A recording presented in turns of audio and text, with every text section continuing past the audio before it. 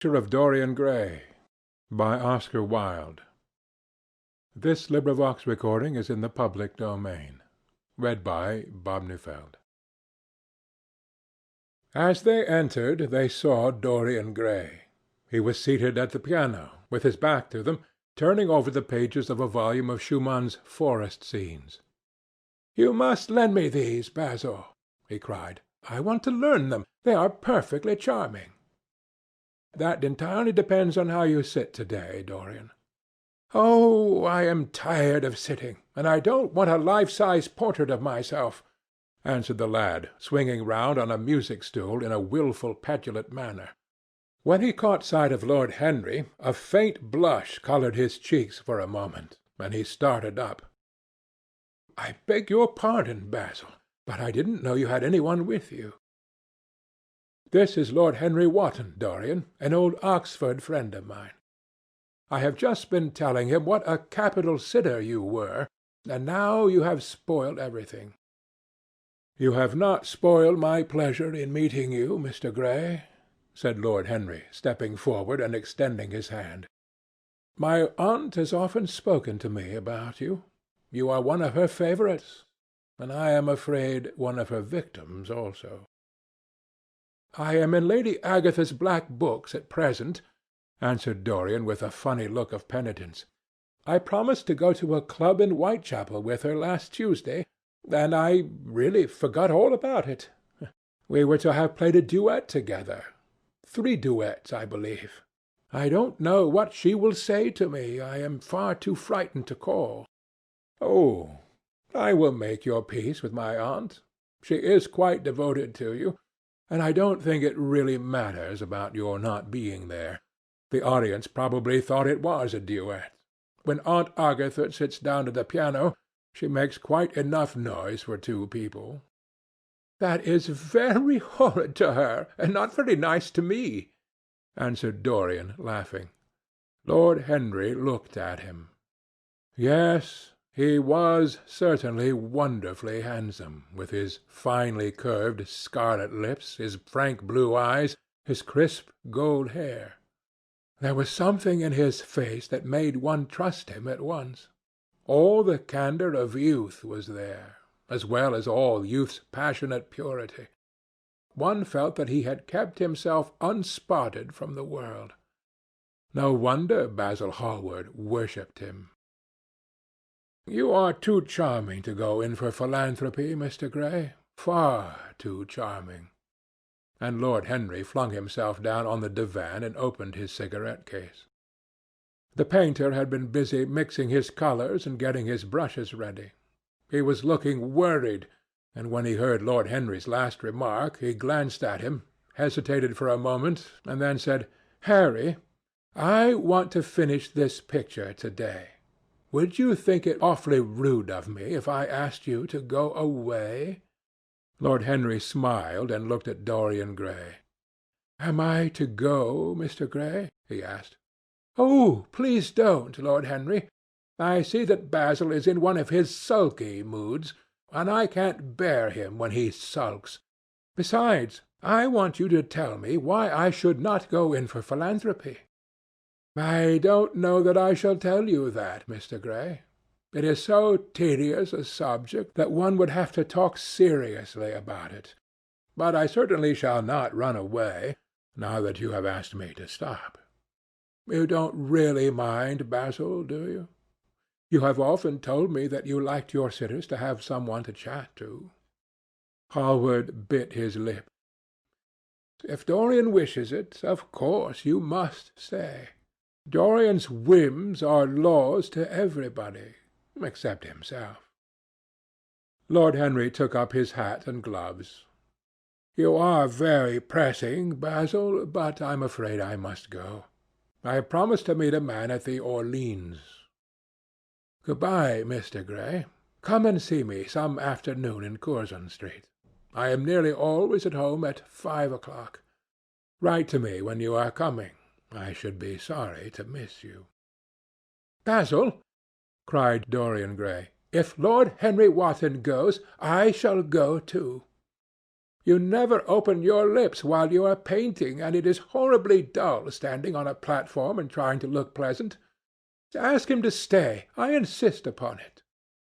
"Stay, Harry, to oblige Dorian, and to oblige me," said Hallward, gazing intently at his picture. "It is quite true. I never talk when I am working, and never listen either, and it must be dreadfully tedious for my unfortunate sitters. I beg you to stay." "But what about my man at the Orleans?" The painter laughed. "I don't think there will be any difficulty about that. Sit down again, Harry. And now, Dorian, get up on the platform, and don't move about too much, or pay attention to what Lord Henry says. He has a very bad influence over all his friends, with the single exception of myself." Dorian Gray stepped on the dais with the air of a young Greek martyr, and made a little moue of discontent to Lord Henry, to whom he had rather taken a fancy. He was so unlike Basil. They had made a delightful contrast, and he had such a beautiful voice. After a few moments he said to him, "Have you really a very bad influence, Lord Henry? As bad as Basil says?" "There is no such thing as a good influence, Mr. Gray. All influence is immoral. Immoral from the scientific point of view." "Why?" "Because to influence a person is to give him one's own soul. He does not think his natural thoughts or burn with his natural passions. His virtues are not real to him. His sins, if there are such things as sins, are borrowed. He becomes an echo of someone else's music, an actor of a part that has not been written for him. The aim of life is self-development, to realize one's nature perfectly. That is what each of us is here for. People are afraid of themselves nowadays. They have forgotten the highest of all duties, the duty that one owes to oneself. Of course they are charitable. They feed the hungry and clothe the beggar, but their own souls starve and are naked. Courage has gone out of our race. Perhaps we never really had it. The terror of society, which is the basis of morals, the terror of God, which is the secret of religion, these are the two things that govern us. And yet— "Just turn your head a little more to the right, Dorian, like a good boy," said the painter, deep in his work, and conscious only that a look had come into the lad's face that he had never seen there before. "And yet," continued Lord Henry, in his low musical voice, and with that graceful wave of the hand that was always so characteristic of him, and that he had even in his Eton days, "I believe that if one man were to live out his life fully and completely, were to give form to every feeling, expression to every thought, reality to every dream, I believe that the world would gain such a fresh impulse of joy that we would forget all the maladies of medievalism and return to the Hellenic ideal, to something finer, richer than the Hellenic ideal, it may be. But the bravest man amongst us is afraid of himself. The mutilation of the savage has its tragic survival in the self-denial that mars our lives. We are punished for our refusals. Every impulse that we strive to strangle broods in the mind and poisons us. The body sins once and has done with its sin, for action is a mode of purification. Nothing remains then but the recollection of a pleasure or the luxury of a regret. The only way to get rid of a temptation is to yield to it. Resist it, and your soul grows sick with longing for the things it has forbidden to itself, with desire for what its monstrous laws have made monstrous and unlawful. It has been said that the great events of the world take place in the brain. It is in the brain, and the brain only, that the great sins of the world take place also. You, Mr. Gray, you yourself, with your rose-red youth and your rose-white boyhood, you have had passions that have made you afraid, thoughts that have filled you with terror, day-dreams and sleeping dreams whose mere memory might stain your cheek with shame." "Stop!" faltered Dorian Gray. "Stop! You bewilder me. I don't know what to say. There is some answer to you, but I cannot find it. Don't speak. Let me think. Or rather, let me try not to think." For nearly 10 minutes he stood there, motionless, with parted lips and eyes strangely bright. He was dimly conscious that entirely fresh influences were at work within him. Yet they seemed to him to have come really from himself. The few words that Basil's friend had said to him, words spoken by chance, no doubt, and with wilful paradox in them, had touched some secret chord that had never been touched before, but that he felt was now vibrating and throbbing to curious pulses. Music had stirred him like that. Music had troubled him many times. But music was not articulate. It was not a new world, but rather another chaos that it created in us. Words, mere words, how terrible they were, how clear and vivid and cruel. One could not escape from them. And yet what a subtle magic there was in them! They seemed to be able to give a plastic form to formless things, and to have a music of their own as sweet as that of viol or of flute. Mere words! Was there anything so real as words? Yes, there had been things in his boyhood that he had not understood. He understood them now. Life suddenly became fiery-coloured to him. It seemed to him that he had been walking in fire. Why had he not known it? With his subtle smile Lord Henry watched him. He knew the precise psychological moment when to say nothing. He felt intensely interested. He was amazed at the sudden impression that his words had produced, and remembering a book that he had read when he was 16, a book which had revealed to him much that he had not known before, he wondered whether Dorian Gray was passing through a similar experience. He had merely shot an arrow into the air. Had it hit the mark? How fascinating the lad was! Hallward painted away with that marvellous bold touch of his that had the true refinement and perfect delicacy that in art, at any rate, comes only from strength. He was unconscious of the silence. "Basil, I am tired of standing," cried Dorian Gray suddenly. "I must go out and sit in the garden. The air is stifling here." "My dear fellow, I am so sorry. When I am painting, I can't think of anything else. But you never sat better. You were perfectly still, and I have caught the effect I wanted. The half-parted lips and the bright look in the eyes. I don't know what Harry has been saying to you, but he has certainly made you have the most wonderful expression. I suppose he has been paying you compliments. You mustn't believe a word that he says." "He has certainly not been paying me compliments.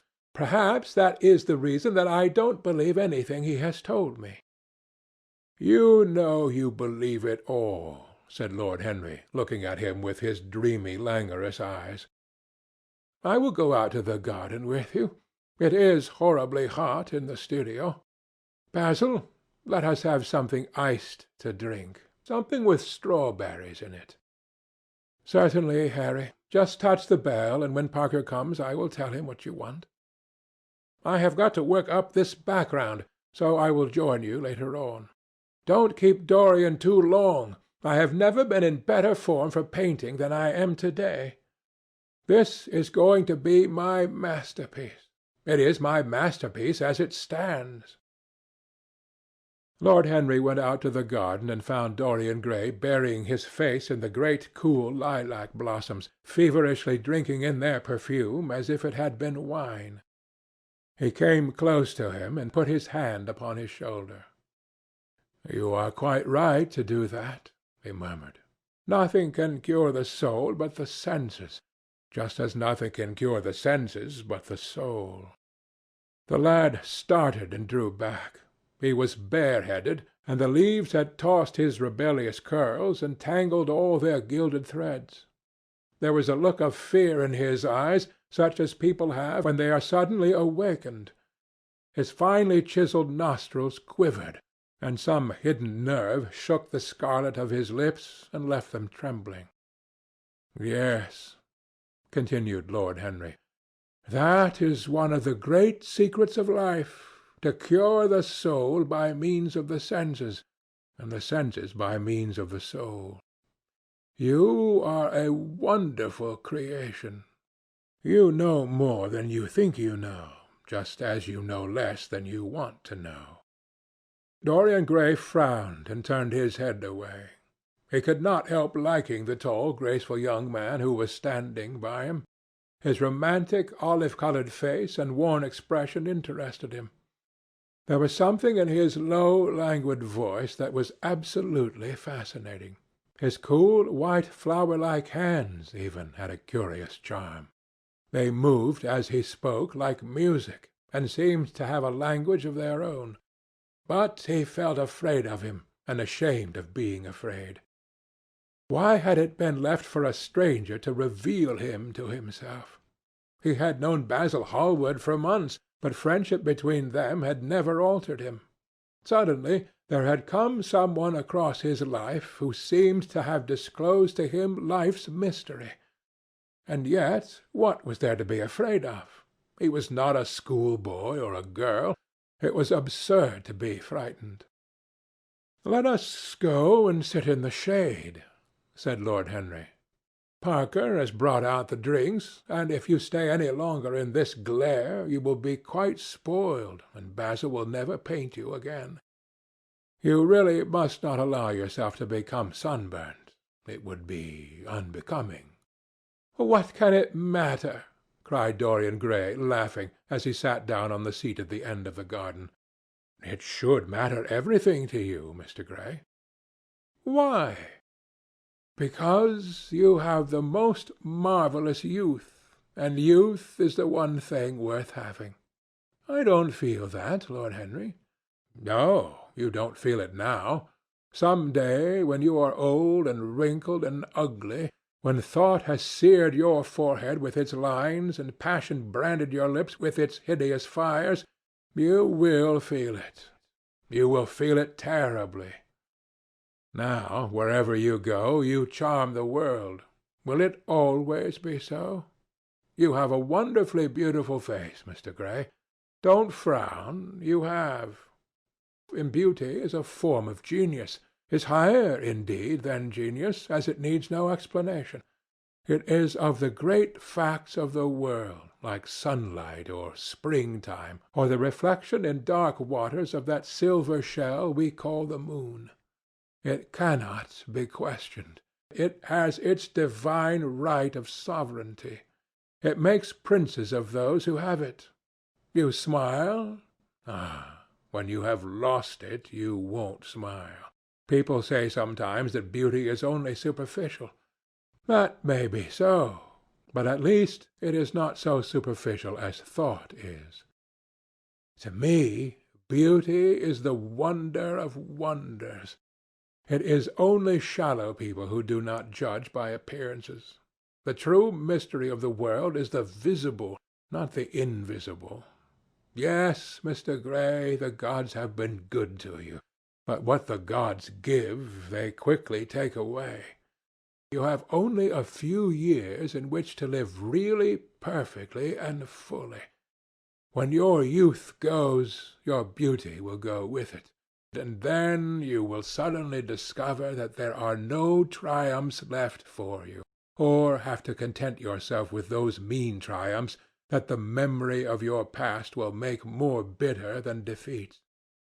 Every month, as it wanes, brings you nearer to something dreadful.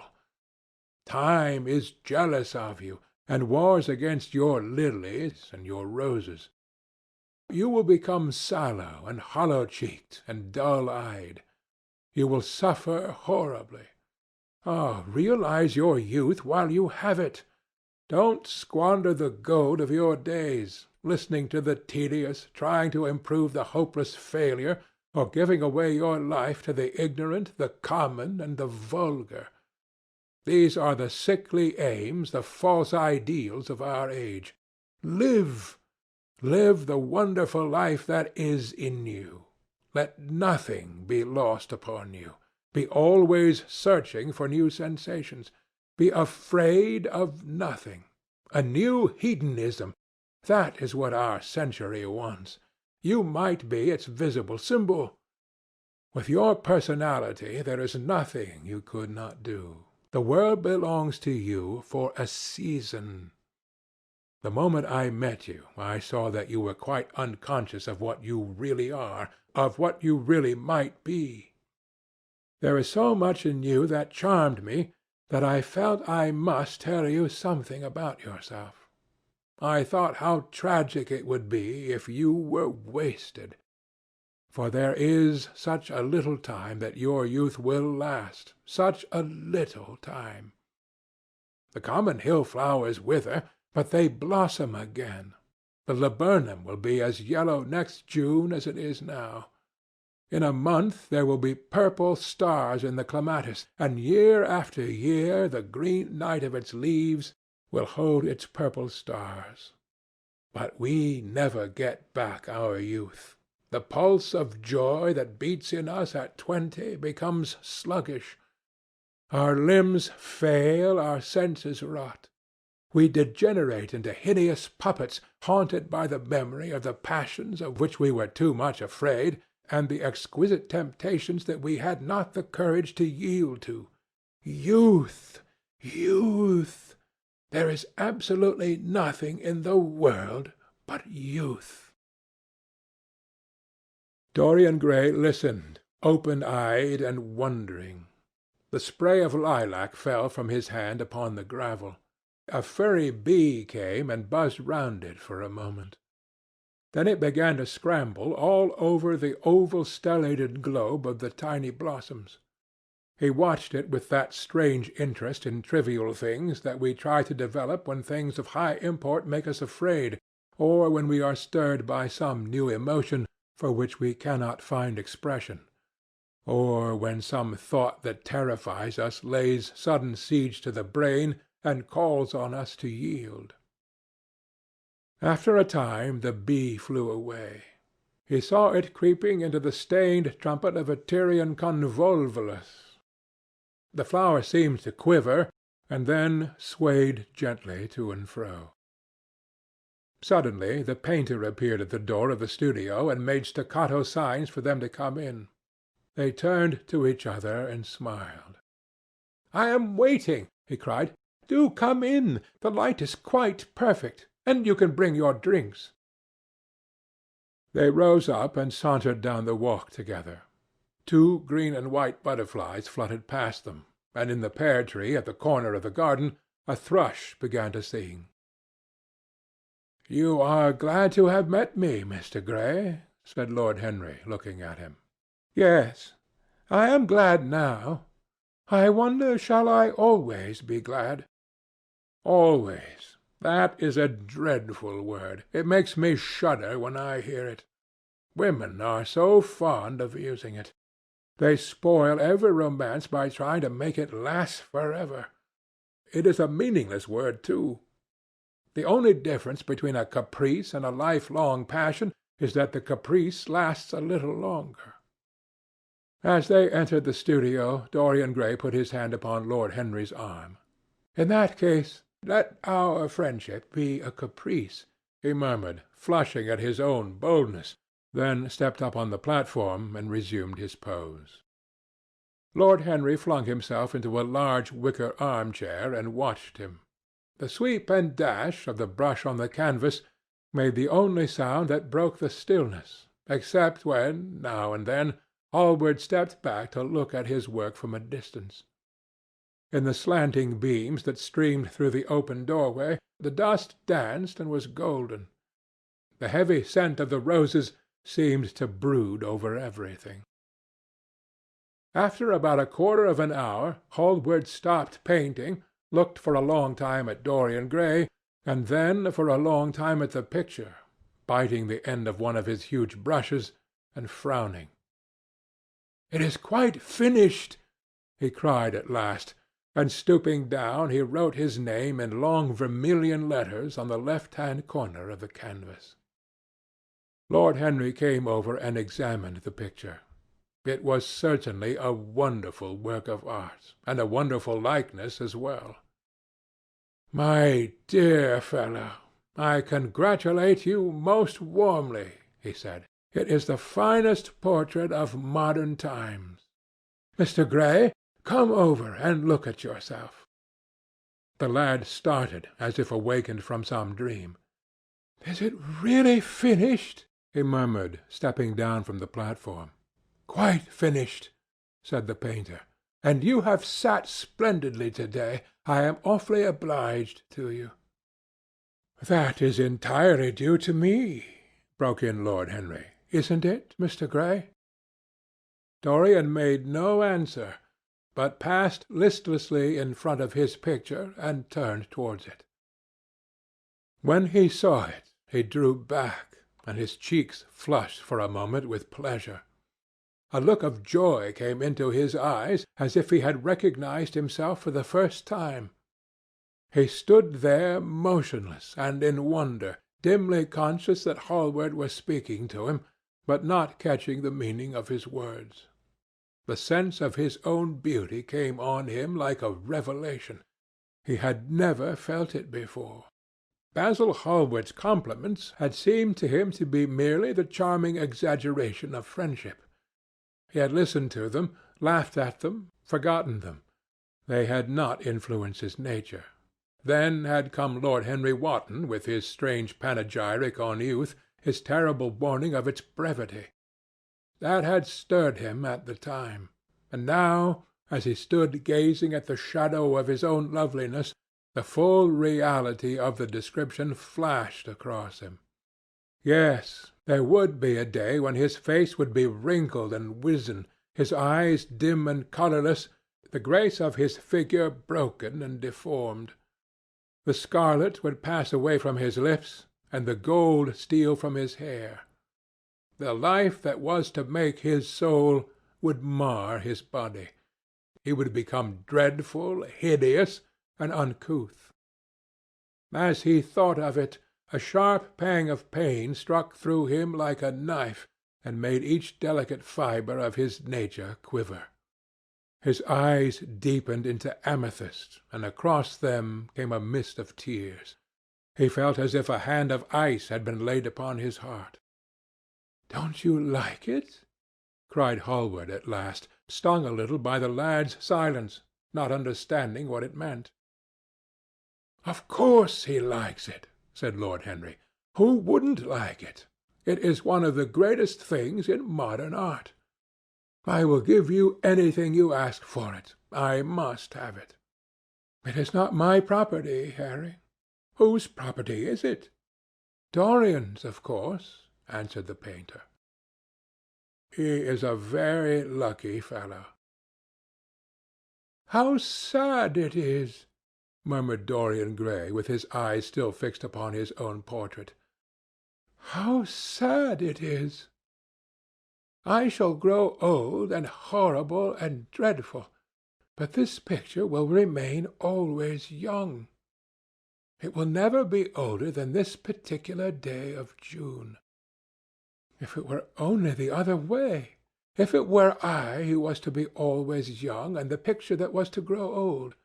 For that I would give everything. Yes, there is nothing in the whole world I would not give.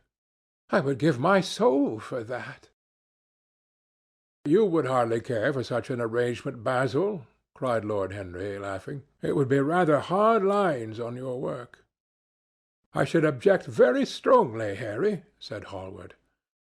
Dorian Gray turned and looked at him. "I believe you would, Basil. You like your art better than your friends. I am no more to you than a green bronze figure. Hardly as much, I dare say." The painter stared in amazement. It was so unlike Dorian to speak like that. What had happened? He seemed quite angry. His face was flushed, his cheeks burning. "Yes," he continued, "I am less to you than your ivory Hermes or your silver fawn. You will like them always. How long will you like me? Till I have my first wrinkle, I suppose. I know now that when one loses one's good looks, whatever they may be, he loses everything. Your picture has taught me that. Lord Henry Wotton is perfectly right. Youth is the only thing worth having. When I find that I am growing old, I shall kill myself." Hallward turned pale and caught his hand. "Dorian, Dorian!" he cried. "Don't talk like that. I have never had such a friend as you, and I shall never have such another. You are not jealous of material things, are you? You who are finer than any of them." "I am jealous of everything whose beauty does not die. I am jealous of the portrait you have painted of me. Why should it keep what I must lose? Every moment that passes takes something from me and gives something to it. Oh, if it were only the other way! If the picture would change, and I could be always what I am! Why did you paint it? It will mock me some day, mock me horribly." The hot tears welled into his eyes. He tore his hand away, and flinging himself on the divan, he buried his face in the cushions as though he was praying. "This is your doing, Harry," said the painter bitterly. Lord Henry shrugged his shoulders.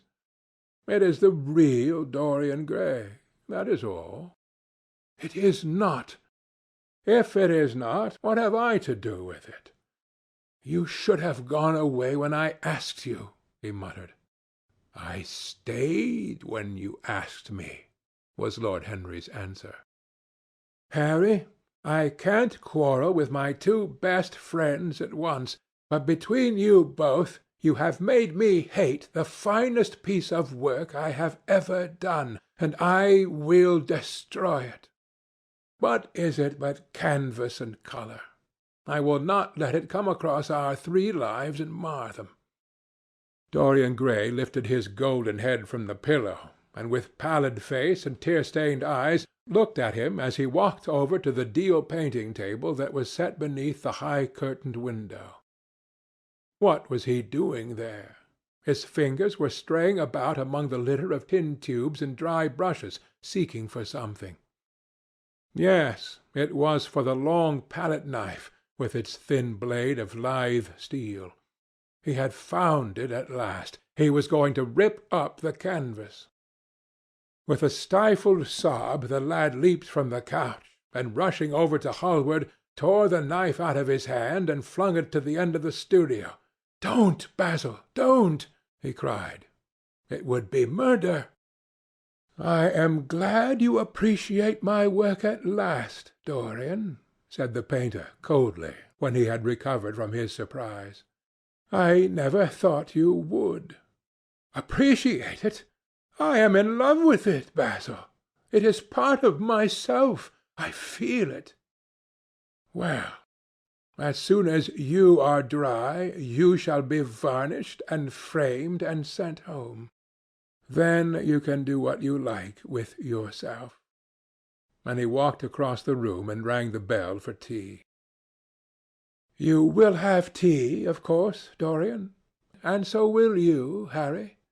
Or do you object to such simple pleasures?"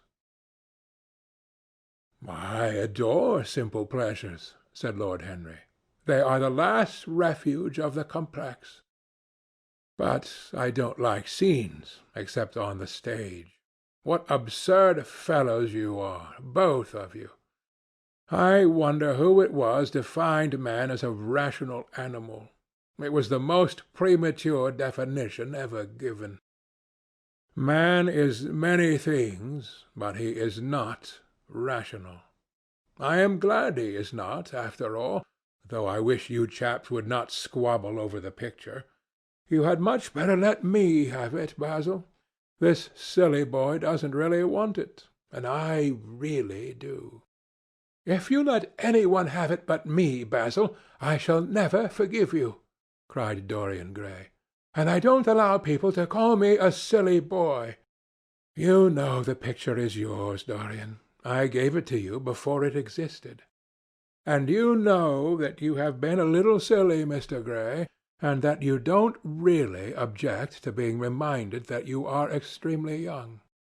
"I should have objected very strongly this morning, Lord Henry." "Ah, this morning. You have lived since then." There came a knock at the door, and the butler entered with a laden tea-tray and set it down upon a small Japanese table. There was a rattle of cups and saucers and the hissing of a fluted Georgian urn. 2 globe-shaped china dishes were brought in by a page. Dorian Gray went over and poured out the tea. The 2 men sauntered languidly to the table and examined what was under the covers. "Let us go to the theatre to-night," said Lord Henry. "There is sure to be something on somewhere. I have promised to dine at White's, but it is only with an old friend, so I can send him a wire to say that I am ill, or that I am prevented from coming in consequence of a subsequent engagement. I think that would be a rather nice excuse. It would have all the surprise of candour." "It is such a bore putting on one's dress clothes," muttered Hallward, "and when one has them on they are so horrid." "Yes," answered Lord Henry dreamily. "The costume of the 19th century is detestable. It is sombre, so depressing. Sin is the only real colour element left in modern life. You really must not say things like that before Dorian, Harry." "Before which Dorian?